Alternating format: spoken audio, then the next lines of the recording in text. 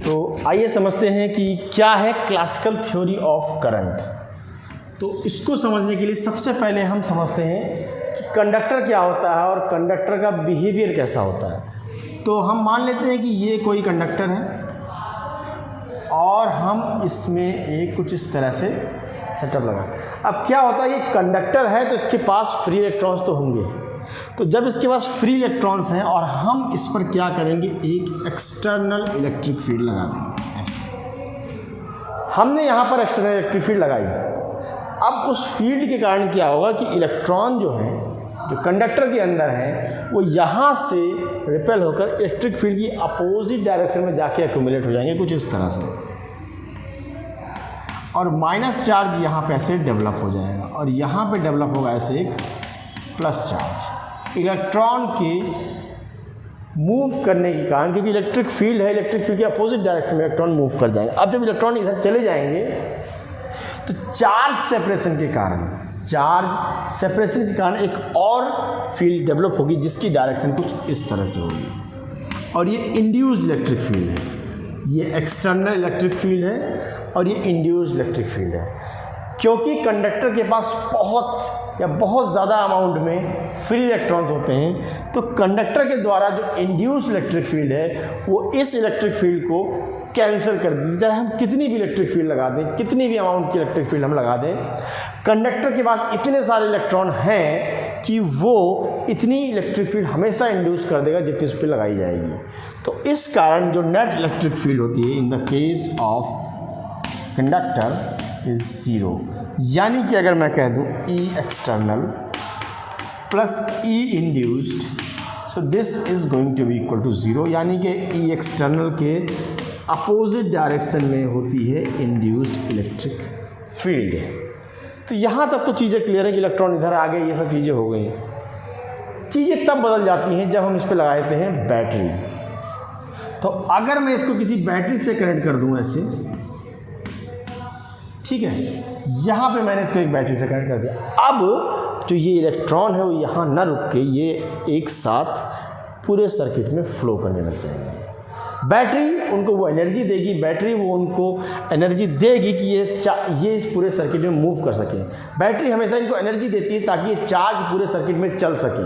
तो बैटरी का काम जो है चार्ज को पूरे सर्किट में चलाना होता है। चलाने के लिए वो इलेक्ट्रॉन के बैटरी के पास आते हैं, बैटरी उनके बैग में एनर्जी भरती है और बैटरी फिर से उन्हें आगे भेजती है, कहती है जाओ। और कायदे में इलेक्ट्रॉन आते हैं, पॉजिटिव टर्मिनल पे ख़त्म हो जाने चाहिए, लेकिन पॉजिटिव टर्मिनल पे आने के बाद बैटरी वहीं पे उन्हें एनर्जी सप्लाई करती है और फिर से उस तरफ भेजती है और फिर से इलेक्ट्रॉन पूरे सर्किट में चलते हैं। तो इस तरह से इलेक्ट्रिक करंट इसमें प्रोड्यूस होता है। अब समझते हैं कि पूरा प्रोसेस होता कैसे है, कैसे ड्रिफ्ट वेलोसिटी का कॉन्सेप्ट आया, कैसे क्या चीज़ें आई। इसके केस में क्योंकि करंट इलेक्ट्रिसिटी ऐसा पार्ट है, यहाँ पे हम मानते हैं कि इलेक्ट्रॉन कांस्टेंट वेलोसिटी से चलता है, यहाँ कोई एक्सेलरेशन प्रोड्यूस नहीं होता है। तो उस चीज़ को इस पूरे टॉपिक में हम समझने की कोशिश करेंगे कि कैसे ये सब होता है। तो अगर मैं कहूँ कि कोई कंडक्टर यहाँ पर, फिर से इस कंडक्टर की बात करता हूँ, कोई कंडक्टर यहाँ पर है और इसके पास फ्री इलेक्ट्रॉन्स हैं। अभी हमने बैटरी से कनेक्ट नहीं किया। जब बैटरी से हमने इसे कनेक्ट नहीं किया है तो क्वेश्चन ये है कि क्या ये इलेक्ट्रॉन मूव कर रहे होंगे, क्या इलेक्ट्रॉन यहाँ पे मूव कर रहे होंगे या नहीं कर रहे होंगे। तो आंसर है हाँ, इलेक्ट्रॉन यहाँ पर मूव कर रहे होंगे।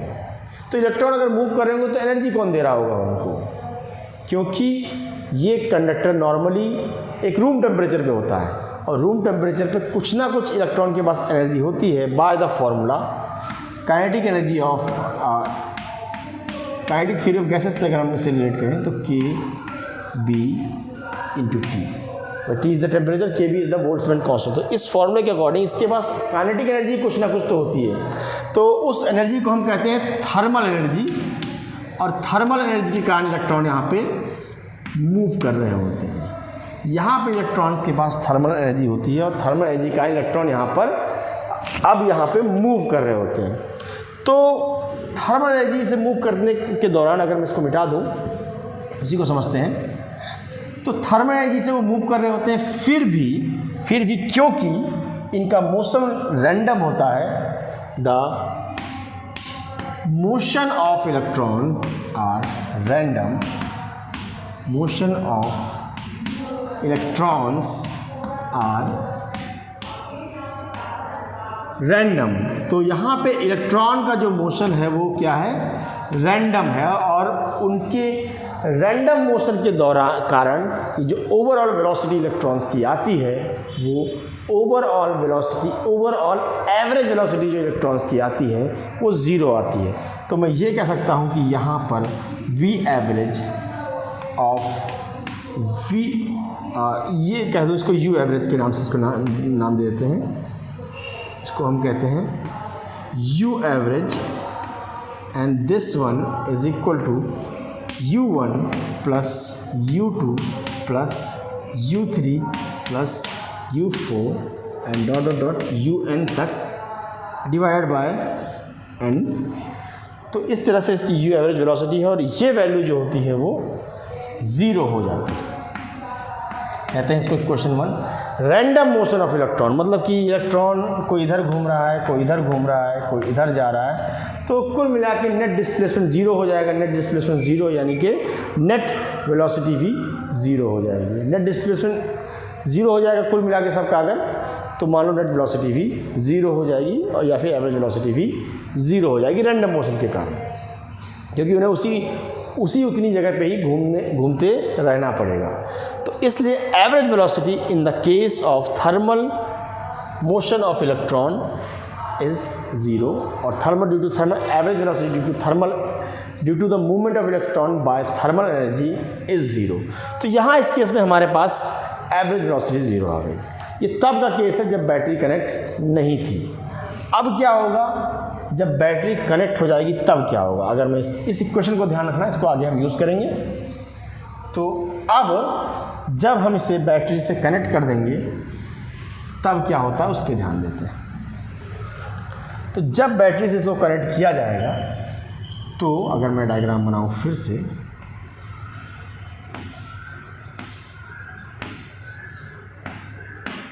तो इलेक्ट्रॉन पर एक नेट इलेक्ट्रिक फील्ड लगेगी कुछ इस डायरेक्शन में, ठीक है, क्योंकि इस तरफ पोटेंशियल बढ़ेगा तो नेट इलेक्ट्रिक फील्ड बढ़ेगी। तो अगर हम मोशन को समझना चाहें कैसे इलेक्ट्रॉन का मोशन होगा, कुछ इसमें बॉक्स में, अब इलेक्ट्रॉन्स को तो एनर्जी मिल रही है और इलेक्ट्रॉन को एक नेट इलेक्ट्रिक फील्ड मिल रही है आगे की तरफ मूव करने के लिए। फोर्स लग रहा है इलेक्ट्रॉन पर इलेक्ट्रिक फील्ड के कारण कि वो मूव करे, आगे की तरफ नहीं बल्कि इस तरफ मूव करेंगे, क्योंकि इलेक्ट्रिक फील्ड इस तरफ लगी तो इलेक्ट्रॉन कुछ इस तरफ मूव करेंगे। अब मूवमेंट के दौरान इलेक्ट्रॉन तो ऐसा है, एटम्स भी होंगे, कर्नल्स भी होंगे, कर्नल्स यहाँ पे एटम्स से कर्नल्स सब कुछ होंगे। तो यहाँ पर जब मूवमेंट ऑफ इलेक्ट्रॉन होगा तो इलेक्ट्रॉन को बहुत सारे कोलिजन को फेस करना पड़ेगा, ऐसे ऐसे ऐसे। अब आप देखो कि इतने सारे कोलिजन के पास बाद इसका डिस्प्लेसमेंट बस इतना सा हुआ। जो एवरेज थर्मल वेलोसिटी होती है UTH, एवरेज एक इलेक्ट्रॉन की थर्मल वेलोसिटी जो होती है वो इन टर्म्स ऑफ 10 की पावर 6 या 5 मीटर पर सेकंड के आसपास होती है, 5 to 6 मीटर पर सेकंड के आसपास होती है। लेकिन इस कोलिजन के बाद जितना ये टाइम वेस्ट करता है, अब जब हम निकालेंगे velocity is equal to displacement by time, velocity is equal to displacement by time, तो उस केस में अब जो वेलोसिटी आती है वो करीब करीब 10 की पावर -4 मीटर पर सेकंड के टर्म्स में आती है। तो इसने इस पूरे टाइम पे बहुत ज़्यादा टाइम, इस पूरे कोलिजन में बहुत ज़्यादा इसने टाइम वेस्ट कर दिया, उसके कारण इसकी वेलोसिटी बहुत डिक्रीज़ कर गई। और इस कारण यह अपीयर होता है कि इलेक्ट्रॉन जो है बहुत सारे कोलिजन के बाद थोड़ा सा चलता है, फिर बहुत सारे कोलिजन के बाद थोड़ा सा चलता है, फिर बहुत सारे कोलिजन के बाद थोड़ा सा चलता है, और इतना ही चलते चलते ऐसा लगता है कि ये कांस्टेंट वेलोसिटी से चल रहा है। इसकी वेलोसिटी जो इस टर्म्स में आती है और कांस्टेंट लगती है इसकी वेलोसिटी। हालांकि ये चलना तो चाहता है इलेक्ट्रिक फील्ड के इफेक्ट से, पर क्योंकि इसे इतना कोलिजन फेस करना पड़ता है इसके कारण इसका डिस्प्लेसमेंट बहुत ही ज़रा सा हो पाता है, और ये ज़रा सा डिस्प्लेसमेंट इसकी जो वैल्यू आती है इस फॉर्म में आती है। अब जब निकालते हैं कि डिस्प्लेसमेंट आता कितना है, तो मैं सिर्फ यहाँ मैग्नीट्यूड की बात करूँगा, प्लस माइनस साइन नहीं लगाऊंगा। तो यहाँ से मान लेते हैं, कोई पहला इलेक्ट्रॉन ऐसे आया और यहाँ से ये थर्मल वेलोसिटी u1 के साथ चलना शुरू हुआ। अब उस पर इलेक्ट्रिक फील्ड एक्ट करिए, यहाँ पहुँचते पहुँचते उसकी वेलोसिटी हो गई v1। इस पूरे समय में इसने एक टाइम लिया टाउ1, और जो डिस्टेंस ट्रेवल की उसे कहेंगे हम लैम्डा। इसे फ्री पाथ कहते हैं। तो फ्री पाथ, ये जो पाथ ट्रेवल किया वो, और ये यहाँ से यहाँ पे उसने कुछ रिलैक्स किया, क्योंकि यहाँ से यहाँ के बीच में कोई कोलिजन नहीं हो रहा है, तो इसको रिलैक्सेशन टाइम बोलते हैं कि यहाँ से लेके यहाँ तक कोई कोलिजन नहीं हो तो रिलैक्सेशन टाइम। पर यहाँ से यहाँ के बीच में क्योंकि इलेक्ट्रिक फील्ड एक्ट कर रही है तो ये इसकी वेलोसिटी चेंज होगी। तो यहाँ से यहाँ के बीच में वेलोसिटी इसकी चेंज हुई u1 से v1 तक। ये तो एक इलेक्ट्रॉन की बात थी। ऐसे में किसी और इलेक्ट्रॉन की बात करूँ, कोई दूसरा इलेक्ट्रॉन भी होगा तो वो टकराएगा, वो भी आएगा ऐसे ही, और यहाँ पर भी उसकी वेलोसिटी u2 होगी, ये v2 हो जाएगी। रिलैक्सेशन टाइम जो इसमें लगेगा t2 लगेगा, और ये अगर λ1 है तो ये हो जाएगा λ2। ऐसे ही मैं तीसरे इलेक्ट्रॉन की बात करूँ, वो भी ऐसे ही कोलाइड करेगा, इस तरफ आएगा, इसकी वेलोसिटी u3 हो जाएगी, यहाँ पे वेलोसिटी हो जाएगी v3, और इसका जो पूरा टाइम है वो लेगा ये टाउ3, और ये जो मीन फ्री पाथ है, सॉरी फ्री पाथ है, वो λ3 हो जाएगा। तो इस तरह से ऐसे बहुत सारे इलेक्ट्रॉन उनकी वेलोसिटी पहले थर्मल रहेगी, उसके बाद कुछ टाइम के बाद इलेक्ट्रिक फील्ड के इफेक्ट के बाद उनकी वेलोसिटी चेंज होकर v1 हो जाएगी। वो टाइम उस टाइम पे टाउ1 लेंगे, यहाँ पे टाइम टाउ2 है। यहाँ पे जो इलेक्ट्रॉन की वेलोसिटी थी पहले u2 थी, ये थर्मल वेलोसिटी है, फिर जाके इसकी वेलोसिटी इतनी हो जाएगी, और इस तरह से सभी इलेक्ट्रॉन अपनी कुछ ना कुछ वेलोसिटी चेंज करेंगे किसी एक रिलैक्सेशन टाइम में। तो अब होगा क्या? होगा ये कि जो Vd है वो इन सब का एवरेज आएगा। जो एवरेज वेलोसिटी है, या फिर हम इसे ड्रिफ्ट वेलोसिटी कहें, वो इन सब का एवरेज, या फिर मैं ऐसे कह लूँ कि v1 plus v2 plus v3 dot vn by n, कुछ इस तरह से इन सभी वेलोसिटी का एवरेज आएगी, फाइनल वेलोसिटी का एवरेज आएगी, क्योंकि यहाँ पर जाके उसकी जो वेलोसिटी हुई उसी को हम वो देंगे। तो अब v1 v2 v3 इन सब को अगर मैं फर्स्ट इक्वेशन ऑफ मोशन के फॉर्म में लिखना चाहूँ, अगर मैं इसे मिटा दूँ,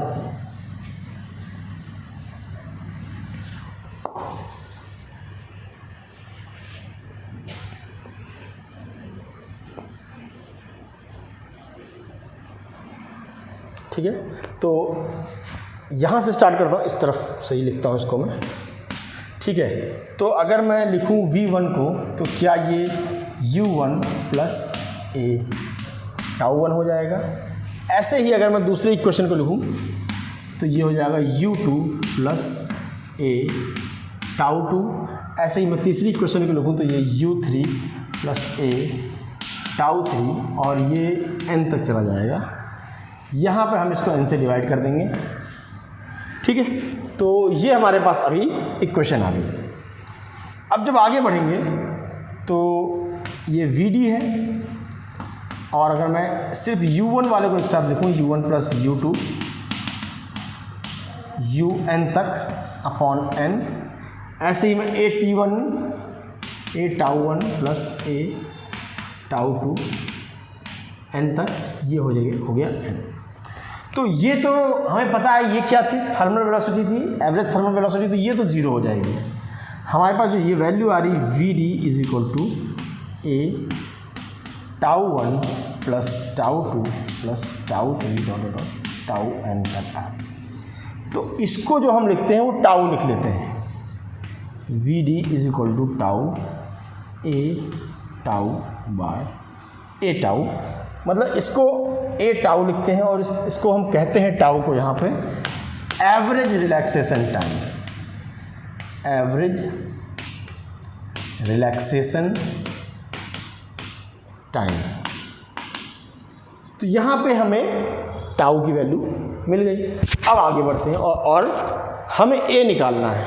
अब a क्या होता है, जैसे कि कोई इलेक्ट्रॉन मूव कर रहा है, ठीक है, इलेक्ट्रॉन अगर मूव करेगा तो इस पर कौन सा फोर्स लगेगा, ठीक है, Q E into E, F is equal to, मैं सिर्फ मैग्नीट्यूड की बात कर रहा हूँ अभी, तो F is equal to e into e, यही फोर्स लगेगा। और F क्या होता है, m a is equal to e into e, यहाँ से जो ए की वैल्यू आएगी वो ई बाय एम आ जाएगी। तो ए की वैल्यू हम यहाँ पे इधर रिप्लेस कर देंगे, तो यहाँ से जो वी डी आ जाएगा वो आएगा ई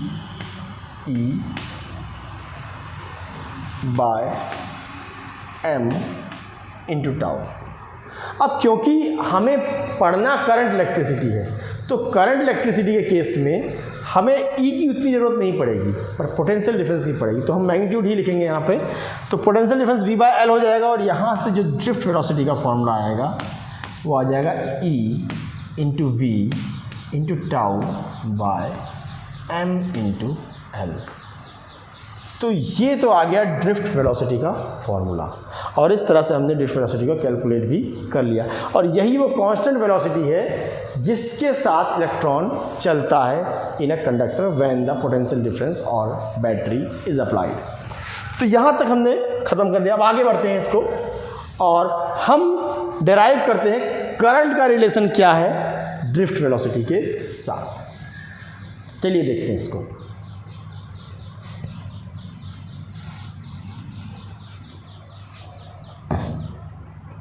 तो हम मान लेते हैं कि फिर से एक कंडक्टर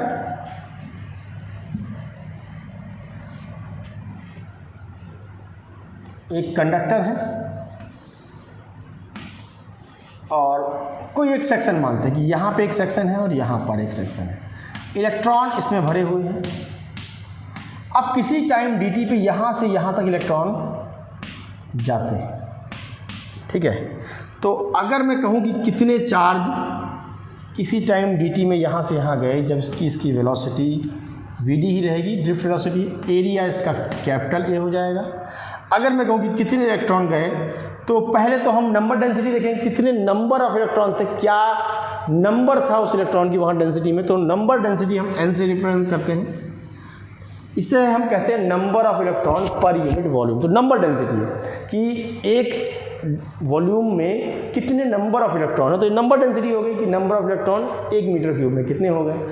अब अगर मैं इसको चार्ज से मल्टीप्लाई कर दूंगा तो ये हो जाएगा चार्ज डेंसिटी, कितने चार्ज हैं वहाँ पे, चार्ज से मल्टीप्लाई करके, क्योंकि डी क्यू निकालना है ना, और इनटू वॉल्यूम कर दूंगा, तो ये टोटल चार्ज आ जाएगा इस पूरे इसमें। ये तो चार्ज डेंसिटी हो गई, और डेंसिटी इंटू वॉल्यूम कर दूंगा तो मुझे टोटल चार्ज मिल जाएगा। ये नंबर डेंसिटी कि कितने number of electron 1 metre cube में मौजूद हैं, इनटू मैं इलेक्ट्रॉन के एक चार्ज से मल्टीप्लाई करूँ तो उन सभी नंबर ऑफ इलेक्ट्रॉन का कितना चार्ज होगा। तो ये पूरा जो नंबर है ये हमें देगा चार्ज डेंसिटी, और जब मैं वॉल्यूम से मल्टीप्लाई कर दूँगा तो पूरी वैल्यू आ जाएगी।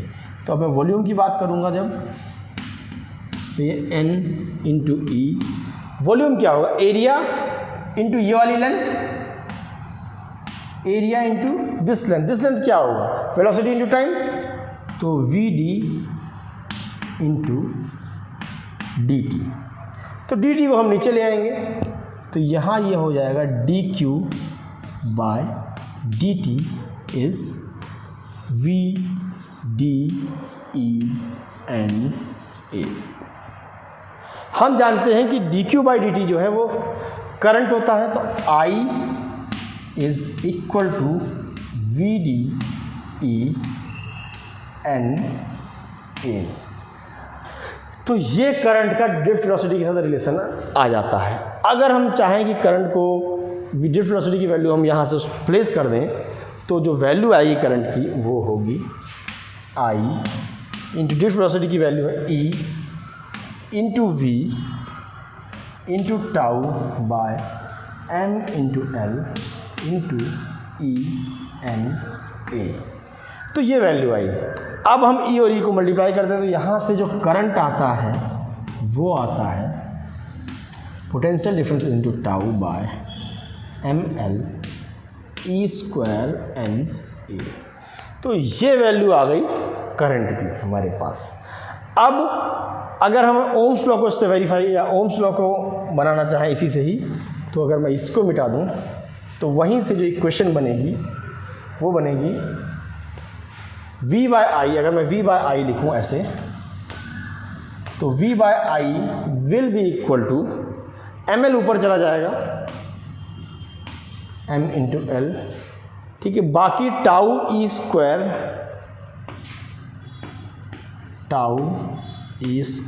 एन ए यहीं रह जाएगा।